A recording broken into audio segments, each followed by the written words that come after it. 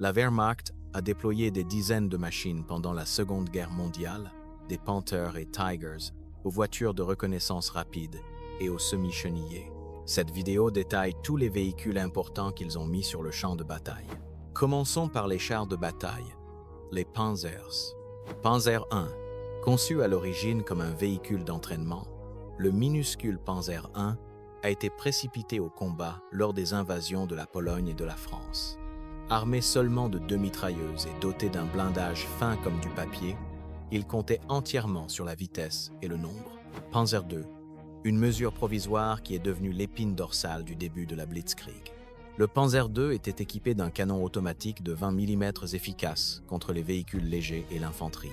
Bien que dépassé plus tard dans la guerre, son châssis s'est révélé inestimable pour les canons automoteurs. Panzer 35 tonnes, saisi après l'annexion de la Tchécoslovaquie. Ce char de fabrication Škoda a été connu pour sa construction de haute qualité et sa transmission pneumatique. Il a servi distinctement dans les premières campagnes, identifiable par l'écart derrière ses galets de roulement. Panzer 38 tonnes, considéré comme l'un des meilleurs chars légers du début de la guerre. Ce véhicule de conception tchèque était fiable et puissant, avec son canon de 37 mm. Son châssis robuste est devenu plus tard la base du célèbre chasseur de chars Hetzer. Panzer III, conçu comme le principal chasseur de chars de l'Allemagne. Le Panzer III utilisait une tourelle à 3 hommes pour une efficacité tactique supérieure. Bien que son canon ait finalement eu du mal contre le blindage soviétique, il a établi la norme pour les configurations d'équipage de chars moyens. Panzer IV, le véritable cheval de bataille de la Wehrmacht, le Panzer IV a été le seul char allemand à rester en production pendant toute la guerre. Amélioré et renforcé à plusieurs reprises, il a servi sur tous les fronts jusqu'en Russie. Panzer V Panther, construit en réponse aux 34 soviétiques. Le Panther combinait un blindage incliné, la mobilité et un canon à haute vélocité de 75 mm. Malgré des problèmes mécaniques précoces, il est largement considéré comme l'un des meilleurs chars moyens de la Seconde Guerre mondiale. Panzer VI Tiger I, une légende du blindage lourd. Le Tiger I semait la terreur parmi les équipages alliés avec sa protection épaisse et carrée et son canon mortel de 88 mm. Bien que lent et exigeant en maintenance, il pouvait dominer le champ de bataille à longue portée. Panzer VI Tiger de Königstiger. Le Königstiger était une bête massive de 70 tonnes, combinant le blindage épais d'un char lourd avec le design incliné du Panther. Bien que presque imperméable aux tirs ennemis de face, son poids détruisait les ponts et mettait à rude épreuve son propre moteur. Le suivant sur la liste est les chasseurs de chars et canons d'assaut. Stugii III. En retirant la tourelle du châssis du Panzer III, l'Allemagne a créé le Stugii III, un canon d'assaut à profil bas. Il est devenu le véhicule blindé allemand le plus produit de la guerre, excellent comme prédateur d'embuscade. Jagdpanzer 38 tonnes Hetzer. Petite, anguleux et difficile à repérer, le Hetzer était un chasseur de chars rentable construit sur le châssis tchèque fiable 38 tonnes.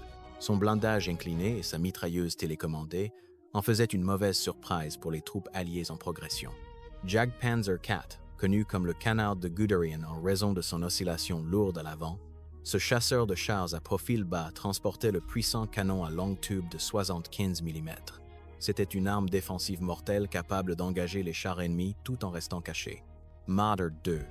Alors que les chars allemands affrontaient un blindage soviétique plus résistant, le Marder II a été créé en montant un canon anti-char lourd sur un châssis obsolète de Panzer II. C'était une solution provisoire à ciel ouvert qui fournissait une puissance de feu désespérée. Marder III, utilisant le châssis tchèque 38 tonnes. Le Marder III montait des canons soviétiques capturés ou des PaK-40 allemands pour combattre sur le front de l'Est. Bien que son équipage soit exposé aux éléments, son canon pouvait détruire la plupart des chars alliés. Nashorn, nommé le rhinocéros. Ce véhicule était essentiellement un long canon de 80 mm monté sur un châssis léger. Il ne possédait presque aucune protection blindée, comptant entièrement sur sa capacité à tirer sur les chars ennemis à des distances extrêmes. Jagdpanther, souvent cité comme le meilleur chasseur de chars de la guerre, le Jagdpanther mariait l'excellent châssis Panther avec le canon mortel de 88 mm. Il offrait un équilibre parfait entre vitesse, protection blindée et puissance de feu. Ferdinand Elephant, construit sur des coques Tiger Porsche rejetées. Le Ferdinand était un briseur de bunker lent et lourdement blindé, avec une transmission essence électrique unique. Bien que presque indestructible de face, il manquait initialement d'une mitrailleuse pour l'autodéfense contre l'infanterie. Gag Tiger, le véhicule blindé de combat le plus lourd à voir un service opérationnel, le Gag Tiger transportait un canon massif de 128 mm capable de détruire n'importe quel char. Cependant, c'était un cauchemar logistique, tombant souvent en panne avant d'atteindre le champ de bataille.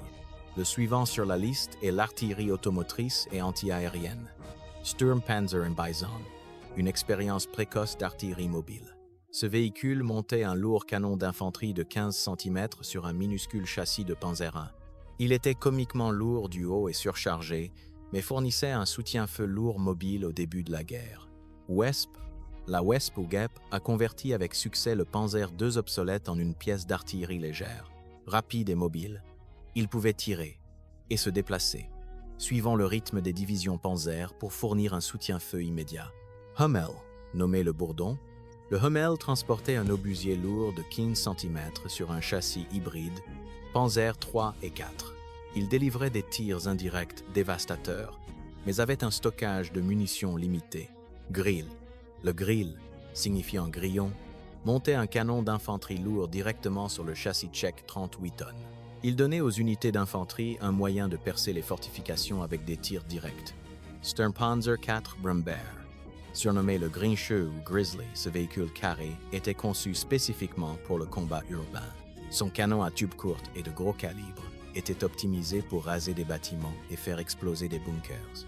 Sturm Tiger, une bête rare construite sur le châssis Tiger I. Le Sturm Tiger tirait une massive charge de profondeur propulsée par fusée de 380 mm. Il était conçu pour démolir des blocs entiers de la ville avec un seul tir lors de soulèvements urbains. Flakpanzer IV Wirbelwind, le tourbillon présentait une tourelle distinctive à ciel ouvert abritant 4 canons anti-aériens de 20 mm. Il créait un mur de plomb dévastateur contre les avions volants à basse altitude et les cibles au sol molle. Flakpanzer IV Ostwind, améliorant les conceptions antérieures. Le 20 d'Est utilisait une tourelle hexagonale avec un seul canon flak puissant de 37 mm. Cela lui permettait d'engager les avions à des portées plus longues que ses prédécesseurs à 4 tubes. Flakpanzer 38 tonnes. Ce véhicule anti-aérien intérimaire montait un seul canon de 20 mm à l'arrière d'un châssis 38 tonnes. Il souffrait d'une protection blindée très limitée, laissant l'équipage du canon dangereusement exposé au mitraillage. Le suivant sur la liste est les semi-chenillés blindés et tracteurs. SD KFZ 250 et un Hanomag. L'emblématique semi-chenillé Hanomag était le taxi de combat des panzergrenadiers. Avec son blindage incliné et sa capacité tout-terrain, il permettait à l'infanterie de suivre le rythme des chars et de se déployer en toute sécurité au cœur de la bataille. Stakivs 250, un cousin plus petit du Hanomag, le 250 était un semi-chenillé raccourci, utilisé principalement pour la reconnaissance et les rôles de commandement. Sa taille compacte le rendait agile, servant efficacement de véhicule de reconnaissance. Stakavz Sept tracteur moyenne. Ce semi-chenillé de 8 tonnes était crucial pour remorquer le célèbre canon flak de 88 mm et les obusiers lourds avec des sièges de style théâtre pour l'équipage du canon. C'était une vue commune sur tous les fronts. SD-KFZ 9 FAMO. Le gros porteur de l'armée allemande, le FAMO était un semi-chenillé massif conçu pour récupérer les chars endommagés. Il fallait souvent 2 ou 3 d'entre eux enchaînés ensemble pour sortir un char Tiger coincé de la boue. SDKFZ 10 tracteurs légers. Un semi-chenillé léger largement utilisé pour remorquer de petits canons antiquars comme le PAC 36 et le PAC 38. Il était agile et produit en grand nombre pour mécaniser les unités d'artillerie plus légères. SDKFZ 11. Le tracteur d'artillerie légère standard. Le SDKFZ-11 était responsable du remorquage des obusiers de campagne et des lance-roquettes Nebelwerfer. Il comblait le fossé entre les tracteurs légers et moyens. SDKFZ der Kettenkrad, un hybride unique entre une moto et un véhicule à chenilles. Le Kettenkrad était conçu pour les parachutistes, mais a trouvé la gloire dans le bout du front de l'Est. Il pouvait remorquer des canons légers et naviguer sur des terrains qui arrêtaient net les camions. Opel Moltier.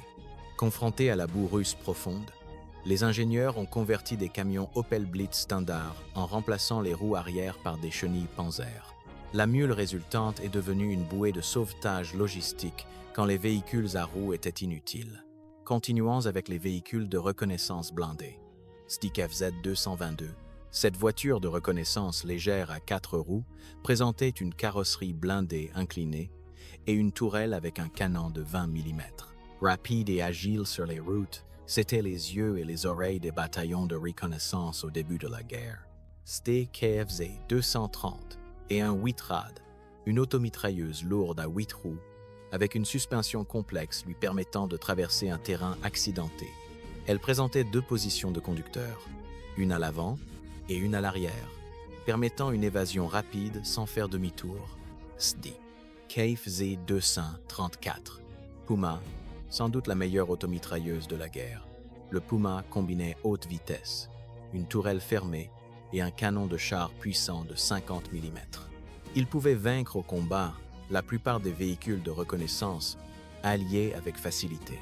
SDKFZ 263, véhicule radio basé sur le châssis à 8 roues.